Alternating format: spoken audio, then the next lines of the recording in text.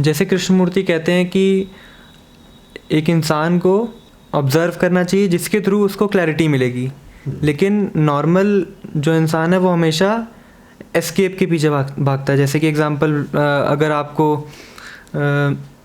हम लोग जब भी फ़ोन उठाते हैं तब हम लोग एस्केप ले रहे हैं, तो ये उन्होंने बताया था। अभी आज जब मैं उठा तो मैं फ़ोन चलाने चला गया, काम करके उठा और फ़ोन चलाने लग गया। हम लोग ने पहले पढ़ा था व्हाट शुड बी और फैक्ट क्या है, जिसमें व्हाट शुड बी होता है कि हमें ये करना ही चाहिए, और फैक्ट मतलब जो उस टाइम की सिचुएशन है वो फैक्ट है।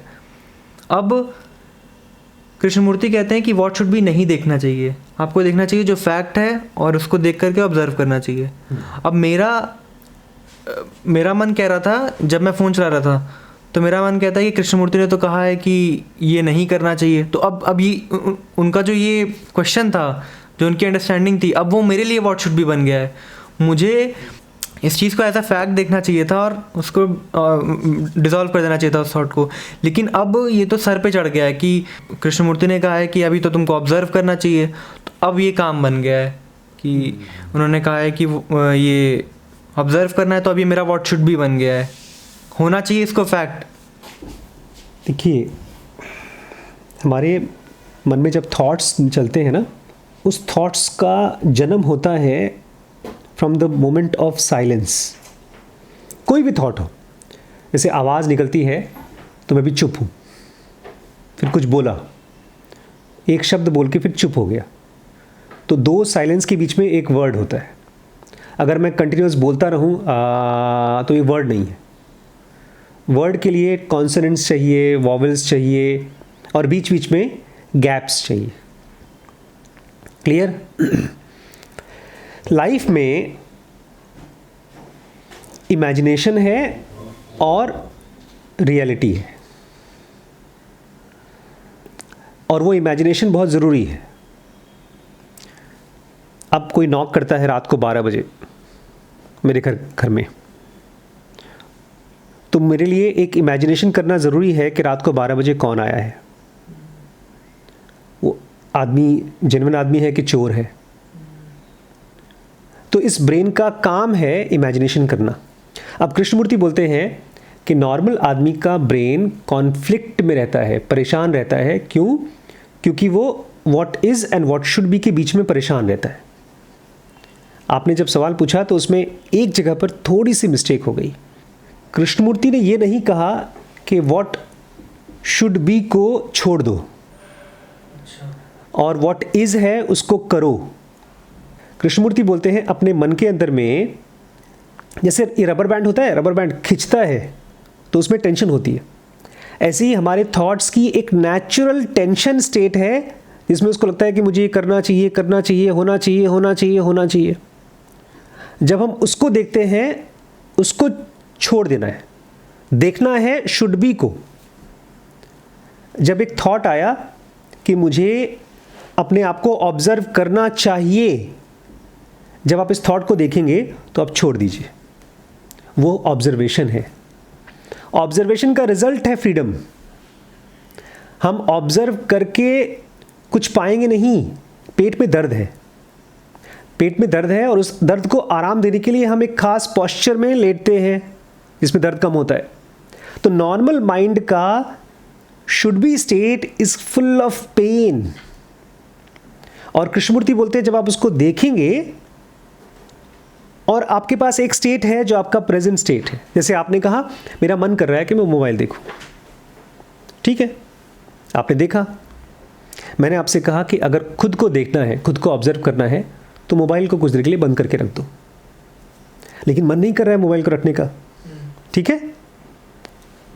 लेकिन अचानक से आपको मन कर गया कि मुझे मोबाइल बंद करके रखना है, तो क्या उस समय आपको मोबाइल देखना चाहिए? जब आप खुद को ऑब्जर्व करना चाहेंगे तब आपको ज़बरदस्ती मोबाइल नहीं रखना होगा। जैसे सोने के लिए आपको मोबाइल रखना होगा साइड में, आंखें बंद करनी होगी, ऐसे ही अपने आप को समझने के लिए कुछ देर डिस्ट्रैक्शन से फ्री होना होगा। अब इसको काम नहीं बनाना है कि अगर मैं अपने आप को मोबाइल से दूर रखूँगा और मन में डिस्टर्ब रहूँगा तो मुझे पीस मिल जाएगी ना। हर एक हर एक सिचुएशन का एक रिजल्ट है। जब आप मोबाइल देखते हैं तो आपके माइंड को अच्छा लगता है, आप एंटरटेन होते हैं, that's a good thing, keep doing it. लेकिन जब आप मोबाइल साइड रख देते हैं और आप आराम से अपने मन को देखते हैं, कुछ लिखते हैं, किसी से बात करते हैं, तो उसकी भी अपनी खूबसूरती है। और इन दोनों में कोई लड़ाई नहीं है, ये दोनों परफेक्ट हैं। कृष्णमूर्ति जब कुछ बोल रहे हैं या निसर्ग जब कुछ बोल रहे हैं, they are not telling us some work, ये काम करना है तुम्हें, नहीं, वो अपनी एक स्टेट बता रहे हैं। कोई बीमार है, उसने दवाई खाई, वो ठीक हो गया। आप दर्द के मारे परेशान हैं, तो बोलते हैं यार मैंने दवाई खाई थी, अब मैं ठीक हूँ। वो ये कह रहे हैं मैं ठीक हूँ, अब मुझे दर्द नहीं हो रहा। तो आप उसको पूछते हैं अच्छा तुमने कौन सी दवाई खाई थी? तो यहाँ पर वो दवाई है बीइंग विदाउट डिस्ट्रैक्शन। लेकिन अगर आप आराम से हैं, वीडियो देख करके, मोबाइल देख करके आप आराम से हैं, तो आपको परेशान होने के लिए कुछ नहीं कह रहे वो। ये तो एक स्टैमिना है माइंड का। अभी फ़िलहाल हमारे माइंड का स्टैमिना कम हो गया है। अब जब से मोबाइल आया है, मैंने अभी बहुत रेयर है किसी आदमी को देखूं जिसके पास मोबाइल चालू चल नहीं रहा हो। जितने पेशेंट्स आते हैं वो सब, जितने भी लोग काम कर रहे हैं वो सब, वो मोबाइल के साथ ही रहते हैं।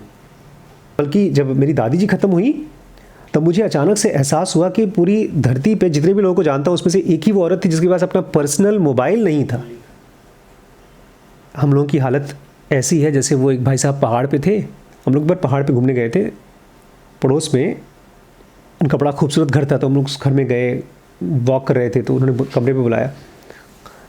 बीमार थे, सांस की प्रॉब्लम थी, ऑक्सीजन में बैठे हुए थे, लेटे हुए थे ऑक्सीजन लेकर के, और साथ ही स्मोकिंग भी कर रहे थे, सिगरेट भी पी रहे थे। मास्क हटा करके सिगरेट पीते थे, फिर मास्क लगा लेते थे। इनकी हालत ऐसी थी कि बाथरूम जाने के लिए भी उनको ऑक्सीजन चाहिए होता था, इसलिए पहाड़ों में रहते थे वो। तो अभी हमारा मोबाइल वही ऑक्सीजन है, उसको हटाते ही लगता है अरे मैं परेशान हो गया। अरे बड़े पापा आप कह रहे हैं कि कृष्णमूर्ति कहते हैं अब मास्क हटाओ, ऑक्सीजन हटाओ, मेरी तो सांस फूल रही है। But he is trying to show एक आदमी जो बिना मास्क के भी रह सकता है, बिना ऑक्सीजन के भी रह सकता है, वो फ्री है। हम इसके बिना नहीं रह सकते, हम फ्री नहीं हैं।